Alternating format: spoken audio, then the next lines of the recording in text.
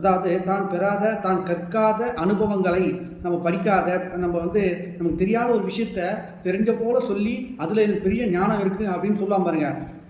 அது அறிவில்லாத நமக்கு பார்க்கும்போது ஐடென்டிஃபை பண்ணிக்கலாம். ஆனால் அதுவே அவனுக்கு தெரிஞ்ச விஷயத்த சொன்னால் கூட மக்கள் அவனை ஏற்றுக்கொள்ள மாட்டார்கள். அதனால் எது தெரியுமோ அதை தெரியும்னு சொல்லலாம், எது தெரியலையோ அது தெரியலன்னு சொல்கிறதுக்கு நம்ம வெட்கப்படக்கூடாது.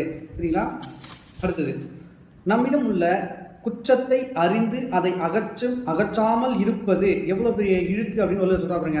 நம்மகிட்ட ஏதோ ஒரு குறை, யாரும் குறையில்லாத மனிதர்கள் உலகத்தில் கிடையாது. ஏதோ ஒரு குறை, குற்றம் ஏதோ ஒன்று இருக்கும். ஆனால் அதை கண்டுபிடிச்சி அது நம்மகிட்ட இருந்து வெளியேற்றணும், அகற்றணும் அப்படின்ற ஞானம் தான் அறிவுள்ளவனுக்கு அழகு. ஆனால் அந்த அறிவில்லாதவன் எப்படி இருப்பான்னு பார்த்தீங்கன்னா, வெறுமனே இந்த உடம்பு மறைக்கிறதுக்காக ஆடைகளை அணிஞ்சிருக்கிறது தான் பெரிய கேவலம் அப்படின்னு சொல்லி வள்ளுவர் சொல்கிறாரு.